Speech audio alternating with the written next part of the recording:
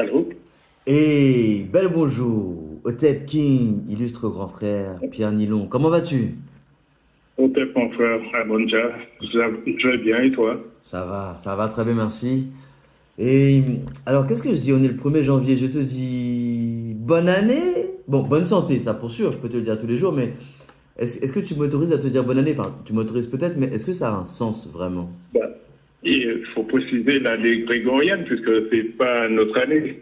Donc, de mon point de vue, ça n'a pas vraiment de sens. C'est l'année grégorienne, voilà, donc c'est Oui, oui, oui. selon... C'est par rapport au calendrier grégorien qu'on a hérité du calendrier julien. Alors, calendrier grégorien, c'est ça, c'est le pape Grégoire XIII, c'est ça, en 1582? Oui, oui, tout à fait. Et avant Julien, donc pour rattraper 10 jours par rapport au calendrier Julien. Julien, c'était Jules César, le calendrier? Oui, tout à fait. Mais nous, on a un calendrier beaucoup plus ancien. Nous? C'est-à-dire, c'est qui nous et de quelle manière il est plus ancien?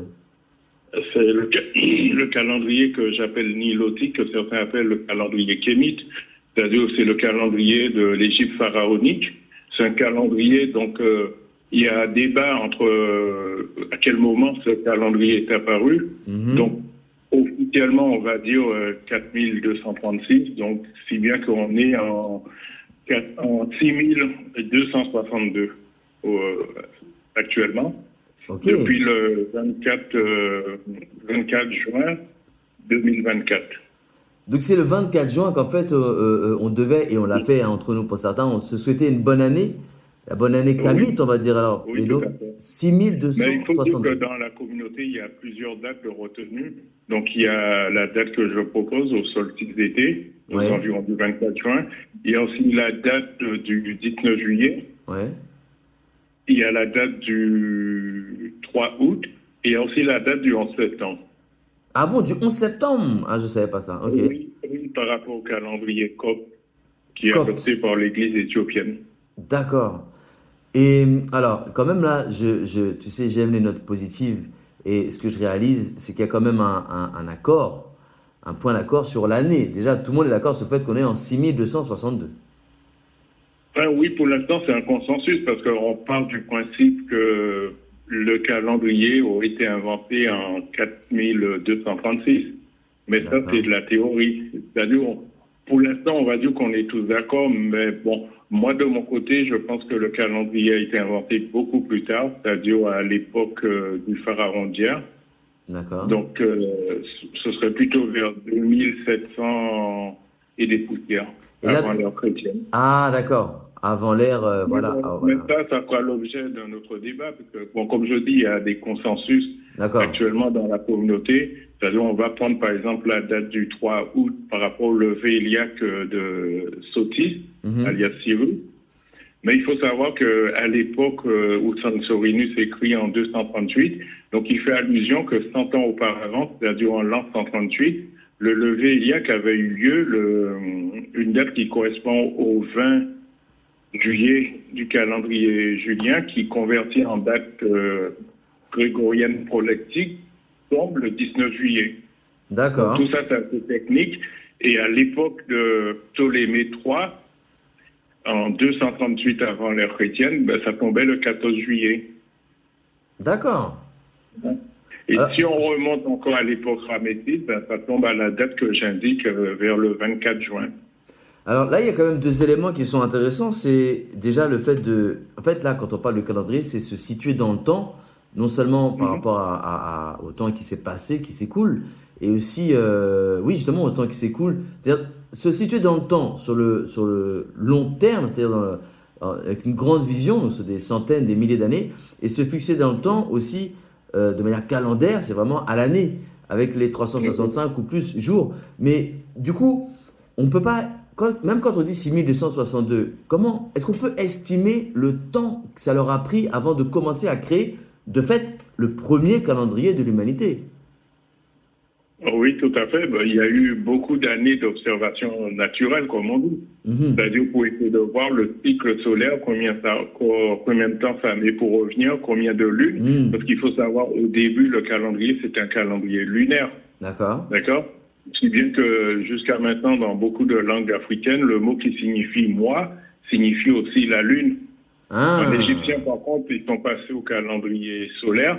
Donc, on a deux mots. Il y a le mot Abot qui signifie le mois, mhm. mais c'est toujours représenté par le hiéroglyphe de la lune. D'accord. Et après, il y a le mot Ya qui signifie la lune. Vraiment, on parle de Hmm. la lune en tant qu'astre. Ce sont les musulmans qui sont dans le calendrier lunaire, toujours, hein, il me Oui, semble. oui, Ouais, ils ouais. sont toujours dans le calendrier lunaire. Et ça explique d'ailleurs pourquoi le mois du Ramadan chez eux, chaque année, prend un mois, remonte d'un mois. D'accord. Ça tombe jamais à date fixe. Mais là, du coup, on a parlé du temps parce que Pierre Nilon, je ne t'ai pas présenté. On fait cette conversation. Moi, je me filme et je vais publier sur les réseaux. C'est un podcast en décalé, donc à distance.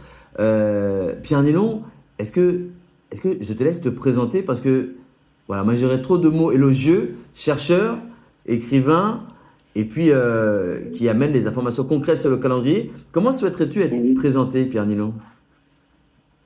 Comme, je dirais, plutôt chercheur indépendant, mais j'ai D'accord. une formation en théologie et en égyptologie. D'accord. Et donc, bon, j'ai restitué, je crois que c'est en 2020, le calendrier nilotique.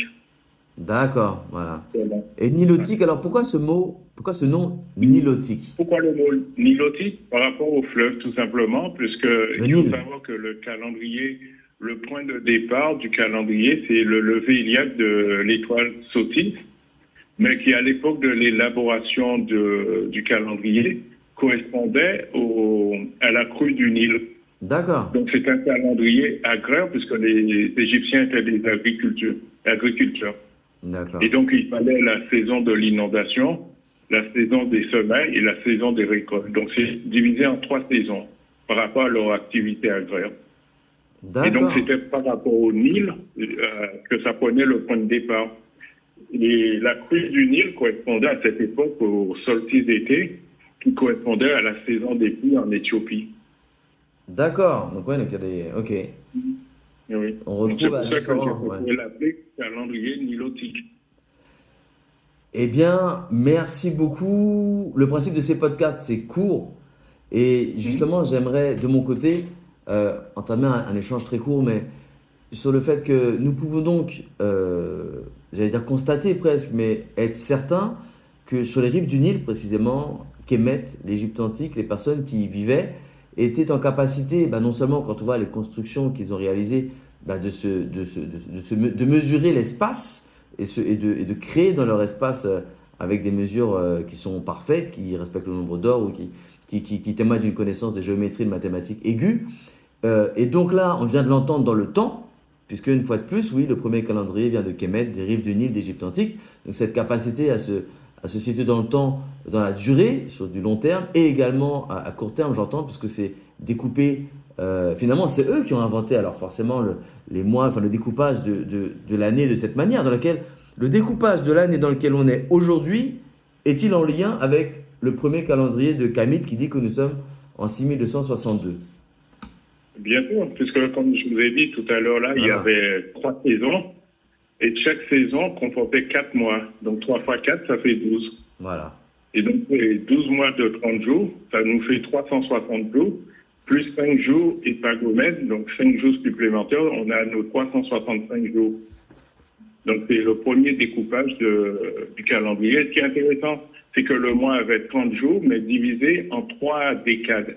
D'accord. Donc, trois semaines, entre guillemets, semaines, puisque c'est des décades de Ouais, 10 jours. Et d'accord. donc, Ouais. on retrouve ça après dans l'horoscope quand on parle de premier, deuxième, troisième décan. Ça vient de là aussi. Ok. Ok, ok, ok.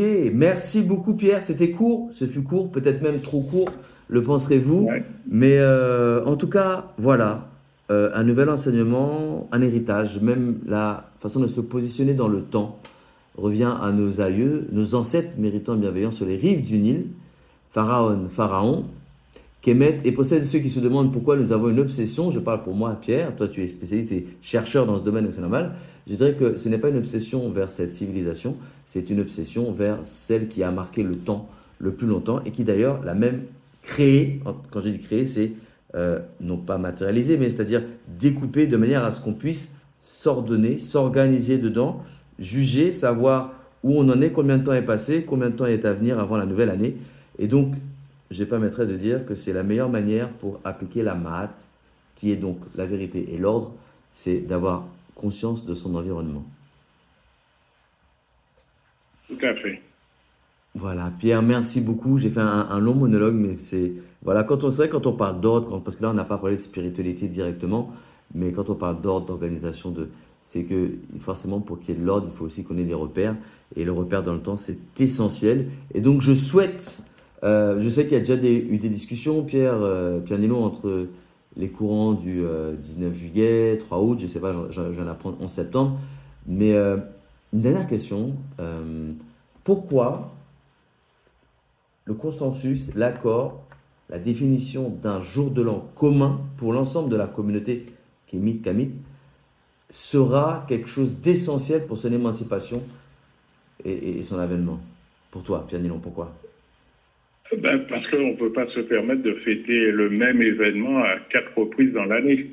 Donc, vous voyez, par exemple, les Européens, ils fêtent le Nouvel An aujourd'hui. Il n'y a pas 4 dates, ni 2, ni 3. Il y a une date qui est fixe. Et il en est de même pour pratiquement tous les calendriers. Donc, tôt ou tard, on sera obligé de se mettre d'accord pour une seule date. Ça ne veut pas dire que ce sera forcément la bonne, mais au moins, on ne se met pas d'accord sur une date. De manière à pouvoir avancer ensemble plus loin et aussi dans le temps, parce qu'on parle souvent de la distance, mais avancer dans le temps, concrètement, d'être durable, c'est aussi l'essentiel. Pierre Nilon, merci beaucoup, Otep, illustre grand frère, merci pour ta disponibilité. C'est moi qui te remercie et puis je souhaite aussi le Otep aux auditeurs. Et puis, on se donne rendez-vous, donc le 24 juin, entre guillemets, 2026, pour célébrer l'arrivée de 6263. Protection à toutes et tous. Prenez soin de vous. Personne ne le fera pour nous. Otep. Au revoir, Pierre. Otep, au revoir.